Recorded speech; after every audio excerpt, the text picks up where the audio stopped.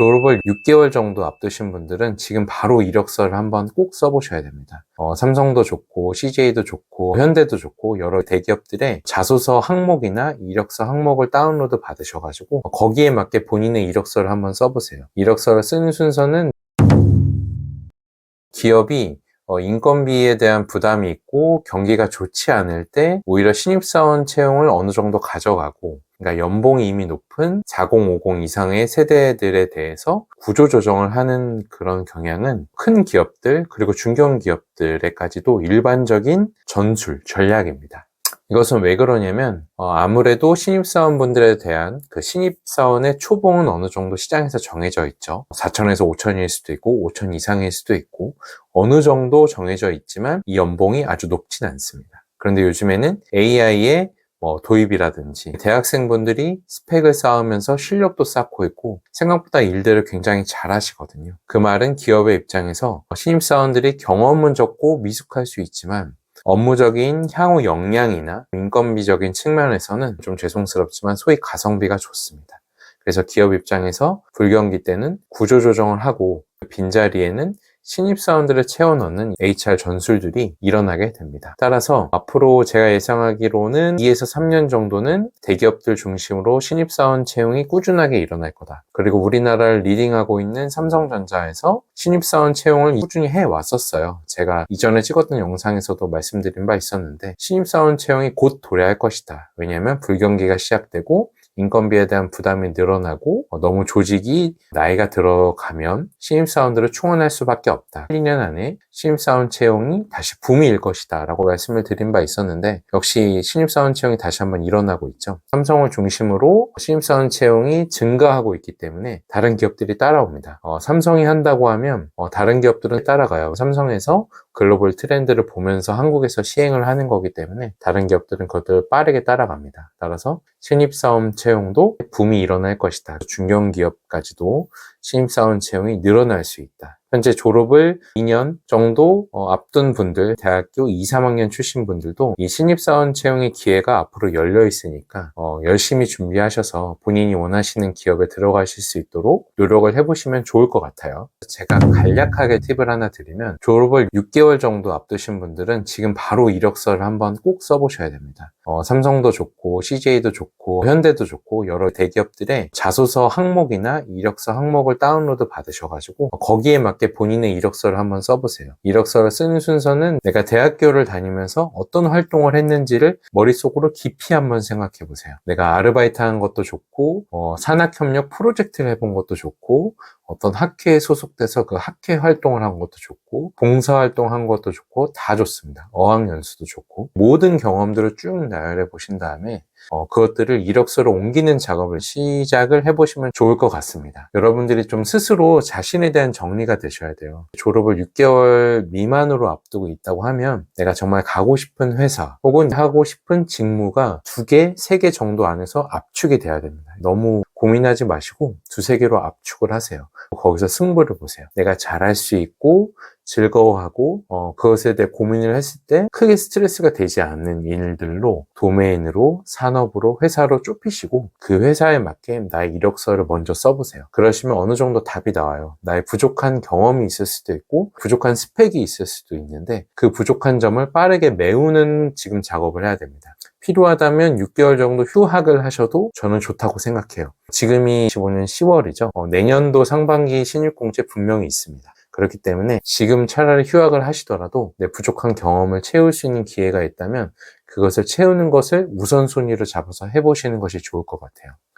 그리고 필요한 자격증이 있다면 따놓으시면 당연히 좋습니다. 남들이 다 따는 자격증은 여러분들도 나의 성실성과 실력을 입증하는 따는 것은 좋은데 그것에 너무 목매달지 마시고 그 자격증을 땄다고 취업이 된다라는 보장이 전혀 없습니다. 예를 들어서 A라는 대기업에 입사한 선배가 B라는 자격증을 갖고 있어서 합격한 것이 아닙니다. 여러 가지 요인들이 있고 여러 가지 운과 상황적인 요소들이 있기 때문에 자격증을 땄다고 안심하시면 안 되고 이제부터는 경험과 스토리입니다. 나의 경험과 스토리가 무엇인지 그리고 왜 그 경험과 스토리를 이 회사, 이 직무로 하려고 하는지를 명쾌하게 정리가 되셔야 되고, 그 근거는 경험과 스토리이어야 합니다. 왜 그 경험을 쌓았고, 그 경험이 어떤 상황이었고, 그래서 나는 어떤 것을 하기로 했고 그것을 어떻게 액션을 해봤더니 이런 결과가 나왔습니다. 그것을 숫자로 말할 수 있는 훈련이 된 대학생들이 가끔 계세요. 인사총괄의 입장에서나 실무자 입장에서 그런 사람들이 너무나 반갑습니다. 대학교 1, 2학년 때는 방황을 할 수도 있고 열심히 놀 수도 있고 여러 경험을 할 수도 있지만 대학교 3학년 때부터는 자신의 진로에 대해서 어느 정도 정리가 돼서 그것에 대한 경험을 아르바이트도 좋고 프로젝트도 좋고 학회도 좋고 어학연수도 좋고 블로그를 쓰는 것도 좋고 쇼핑몰을 차리는 것도 좋고 매장에서 아르바이트를 하는 것도 다 좋습니다. 그런 경험들을 왜 했고 거기서 나는 어떤 상황을 만났고 내가 무엇을 했고 어떤 액션을 했고 어떤 결과가 나왔는지 숫자로까지 말할 수 있다. 합격 확률이 상당히 많이 높아집니다. 그래서 이런 경험들이 내가 지금 없다. 아르바이트라도 해보시는 것이 좋습니다.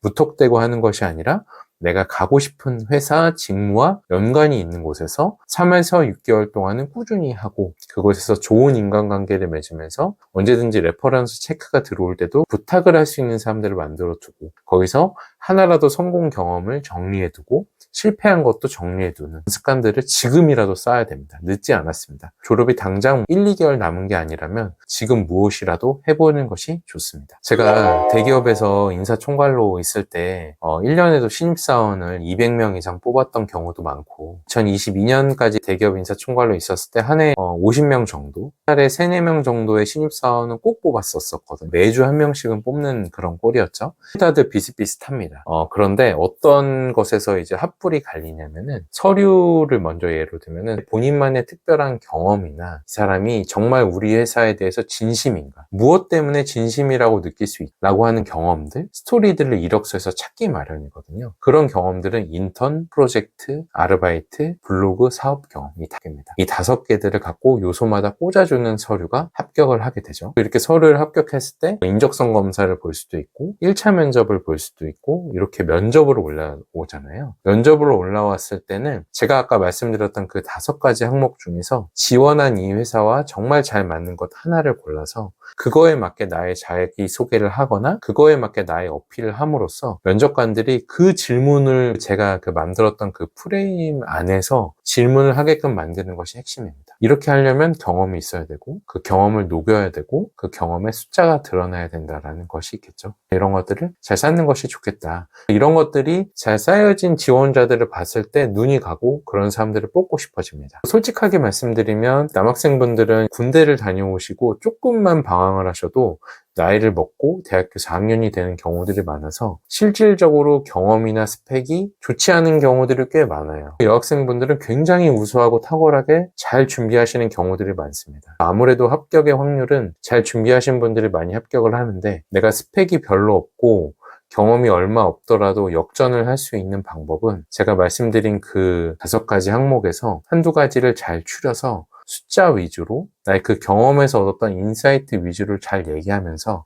내가 왜 이 회사이어야만 하는지 내가 이 회사에 들어왔었을 때 부족하지만 어떤 점을 공헌할 수 있을지에 대해서 잘 정리된 사람들은 스펙이 조금 부족하더라도 가능성을 보고 뽑습니다. 사람의 심리예요. 경영자의 심리고. 왜냐면 저와 같은 4050 세대들도 처음부터 준비된 게 아닙니다. 준비돼서 기업에 들어온 게 아니기 때문에 우리 때 시절이 생각이 나요. 나도 부족한 때가 있었지만 회사 와서 배우는 것도 있었고 선배들 통해 배우는 게 있었지. 즉 빨리 배울 수 있는 사람, 학습에 대해서 열정이 있는 사람, 유연함이 있는 그런 사람인가를 보지 내가 스펙을 이만큼 쌓았으니까 난 이제 됐으니까 뽑아줘. 그런데 뽑았을 때 더 성장할 것 같지 않고 공헌을 할 것 같지 않은 뉘앙스를 주는 지원자들이 있거든요. 이런 사람들이 떨어지는 그 틈을 타서 공략을 해야 된다라는 것이 있습니다. 그리고 여러분들 요즘에 AI가 워낙 거대한 트렌드이다 보니까 모든 이력서를 AI로 도배하는 경우들이 있고 AI로 이력서를 쓰는 경우들도 있는데 인사팀도 AI를 쓰고 회사도 AI를 써요. 그래서 이력서가 들어왔을 때 AI로 한번 돌려보기도 하고 AI가 쓴 확률을 살펴보기도 하고 AI가 쓴 그런 문맥이나 그런 문장의 뉘앙스들 또 발견하는 것들이 또 저희가 하는 일이기 때문에